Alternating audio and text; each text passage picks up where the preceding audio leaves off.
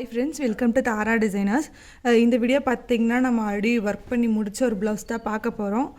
இதுதான் வந்து blouse colour, இது சாரீ கலரு.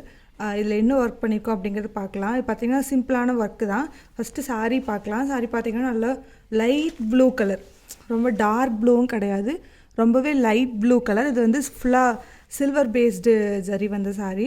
இதில் பார்த்திங்கன்னா பார்டர்லாம் இல்லை, பார்டர்லெஸ் சாரீ. சாரியில் ஃபுல்லாக அங்கங்கே வந்து அன்னம் வந்துருந்தது. அன்னம் மூட்டு வந்து சில்வர் கலர் சாரியில் வந்து நம்ம ஃபுல்லாக போட்டிருக்காங்க. இதுக்கு கான்ட்ராஸ்ட்டாக வந்து இதோட பல்லு இருந்துச்சு. இதோட பல்லு பார்த்திங்கன்னா கான்ட்ராஸ்ட் கலரு. இதில் வந்து யானை ஸோ அந்த மாதிரியெல்லாம் இருக்குது. ஸோ இதில் பார்த்திங்கன்னா அந்த யானை ஊர்வலம் போகிறது, ஸோ அந்த மாதிரியான கான்செப்டெல்லாம் இருக்குது. செக்ஸ் இருக்குது, ரவுண்ட்ஸ் இருக்குது, அந்த மாதிரியான கான்செப்டெல்லாம் இருக்குது. சப்போஸ் நம்ம வந்து கிராண்டாக பண்ணுறது அப்படின்னா எப்படி பண்ணலாம் அப்படின்னு சொல்லி ஒரு ஐடியா கொடுக்குறேன்.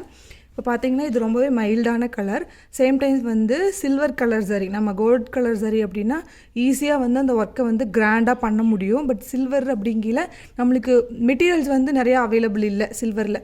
ஸோ அப்படி இருக்கும்போது நம்மளுக்கு ஒர்க் கோல்டு அளவுக்கு சில்வரில் கொண்டு வர்றது கொஞ்சம் நம்மளுக்கு கஷ்டமான வேலை அப்படின்னு சொல்லலாம்.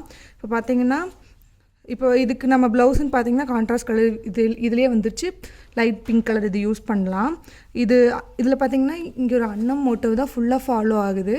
நான் வந்து எப்போவுமே இந்த மாதிரி மேலே இருந்ததுன்னா அன்னம், கீழே வந்துருந்ததுன்னா மயில், அந்த மாதிரி நினச்சிப்பேன். இன்னொன்று இந்த அழகு பகுதி வந்து கொஞ்சம் டிஃப்ரெண்ட்டாக இருக்கும், அவ்வளோதான். இதை வச்சு தான் இது அன்னமா மயிலா அப்படின்னு சொல்லி நான் பார்த்துப்பேன்.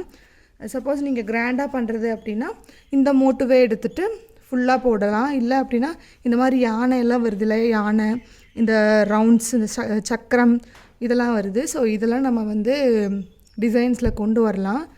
இதுவே பார்த்திங்கன்னா இந்த சாரிக்குன்னு இல்லை, இந்த அன்னம் வந்து ஒரு காமனான ஒரு டிசைன் தான்.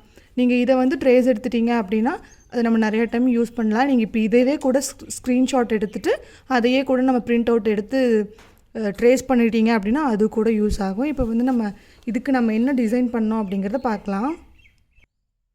ஸோ பார்த்திங்கன்னா ஸ்லீவ்ஸ் வந்து இந்த மாதிரி தான் ஒர்க் பண்ணியிருக்கு. சின்னதாக ஒரு பார்டர் கொடுத்துட்டு இதுலேயே வந்து அந்த அன்னம் மோட்டிவ் வந்து வந்துருந்தது. ஸோ நம்ம அதை மட்டும் ஹைலைட் பண்ணியிருக்கோம். ஸோ இப்போ வந்து புட்டாஸ் வந்து அங்கங்கே புட்டாஸ் கொடுத்துருக்கோம். இது க்ளோஸ்அப்பில் பார்க்கலாம். ஸோ இதுக்கு பார்த்திங்கன்னா பார்டர் இந்த மாதிரி தான், 2 லைன் எப்பவும் போல் சரி, ஒரு லைன் வந்து சாரி கலரில் சில்க் த்ரெட் வச்சு கொடுத்துட்டு, இது பார்த்திங்கன்னா சுகர் பீட்ஸ்லேயே நல்லா கிளாஸ் பீட்ஸ் மாதிரி நல்லா ஒயிட் கலர் சில்வர் கலரில் இருக்குது, நல்லா ஷைனிங்காக இருக்குது அந்த பீட்ஸு. அதுக்கு அடுத்தது white colour pearl beads, again அதே மாதிரி சுகர் பீட்ஸ், ஒரு லைன் வந்து சில்க் த்ரெட்டு, எகைன் ஒரு லைன் வந்து சரி கொடுத்து கம்ப்ளீட் பண்ணிவிட்டு, இது பார்த்திங்கன்னா அதுலேயே இருந்த அன்னம். ஸோ அதை அப்படியே நம்ம வந்து அங்கங்கே சுகர் பீட்ஸ் கொடுத்து இடையில உள்ளுக்குள்ளே பாடிக்குள்ளே பார்த்திங்கன்னா அங்கங்கே சுகர் பீட்ஸு, அவுட்லைன் ஃபுல்லாக வந்து செயின் ஸ்டிச் கொடுத்துருக்காங்க. இதோட கண்ணுக்கு மட்டும் ஒரு ஸ்டோன் வச்சு அதை சுற்றி சில்வர் கலர் ஜர்தோசி வச்சு ஃபில் பண்ணியிருக்காங்க. இதுக்கு பார்த்திங்கன்னா புட்டாஸ் வந்து அங்கங்கே இந்த மாதிரி ஒரு பீட்ஸ் கொடுத்துட்டு அதை சுற்றி சுகர் பீட்ஸ், ஒரு லைன் வந்து த்ரெட். நீங்கள் சுகர் பீட்ஸ் மட்டும் போட்டுட்டு அப்படியே விட்டுருந்தீங்கன்னா அது இன்னும் ஹைலைட்டடாக தெரிஞ்சிருக்காது கண்டிப்பாக. ஸோ இதுக்கு மேலே நம்ம ஒரு லைன் வந்து இந்த மாதிரி கான்ட்ராஸ்ட் கலரில் த்ரெட் கொடுக்கும்போது தான் அந்த இடம் வந்து இன்னும் ஹைலைட் ஆகி தெரியும். ஸோ இப்போ வந்து மினிமலாக பண்ணுறது அப்படின்னா இந்த மாதிரி பண்ணலாம். இன்னும் கிராண்டாக அப்படின்னா உள்ளுக்குள்ளே எல்லாமே ஃபில்லிங்ஸ் பண்ணி பண்ணலாம். இது பேக் சைடில் அந்த மாதிரி பண்ணியிருக்கு. ஸோ நான் அதுவும் காமிக்கிறேன்.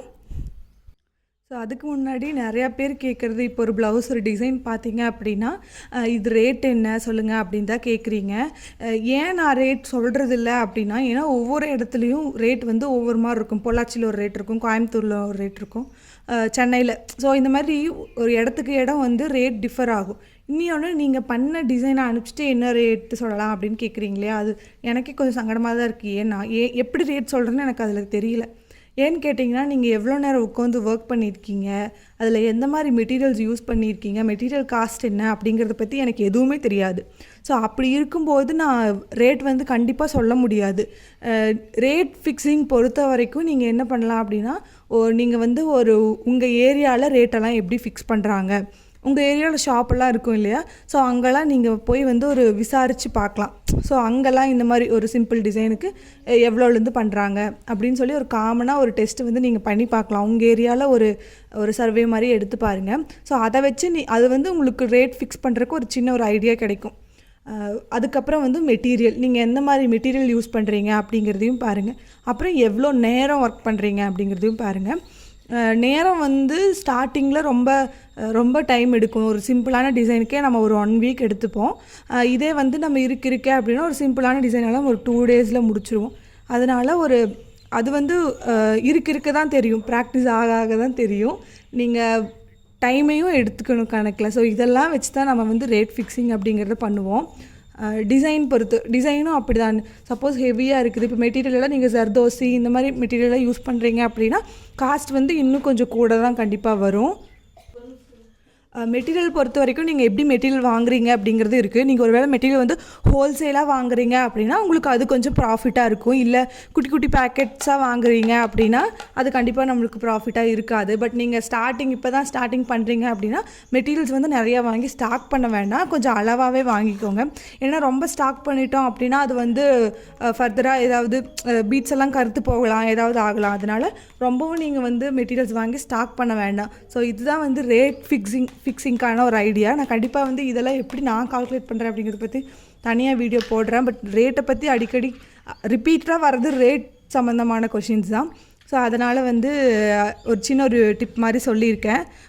இப்போ வந்து நம்ம ஆன்லைன் ஆர்டர்ஸும் எடுத்துகிட்ருக்கோம், கிளாஸும் எடுத்துகிட்ருக்கோம். ஸோ உங்களுக்கு அதை பற்றியான ஏதாவது டீட்டெயில்ஸ் வேணும் அப்படின்னா நம்பர் வந்து டிஸ்கிரிப்ஷனில் இருக்கும், நீங்கள் வந்து வாட்ஸ்அப் பண்ணலாம்.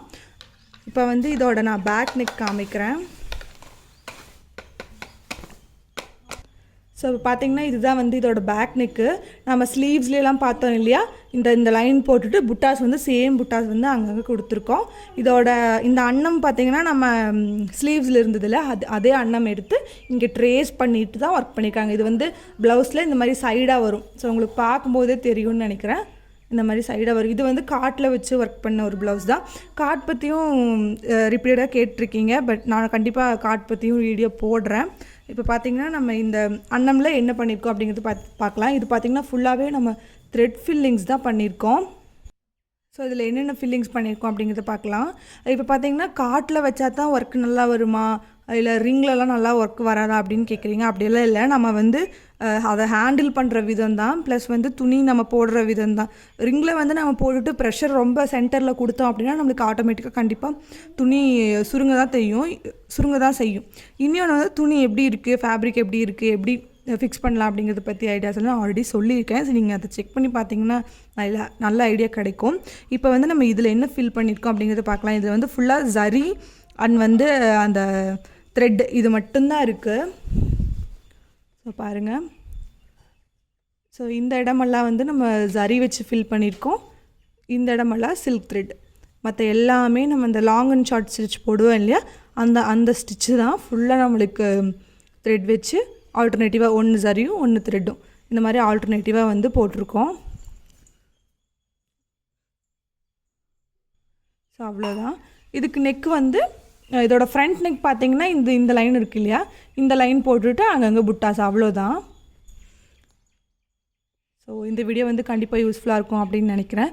உங்களுக்கு ஆன்லைன் கிளாஸ் இல்லை ஆர்டர்ஸ் பற்றி ஏதாவது கேட்கணும் அப்படின்னு நினச்சிங்கன்னா வாட்ஸ்அப் பண்ணுங்கள். ஸோ தேங்க்ஸ் ஃபார் வாட்சிங்.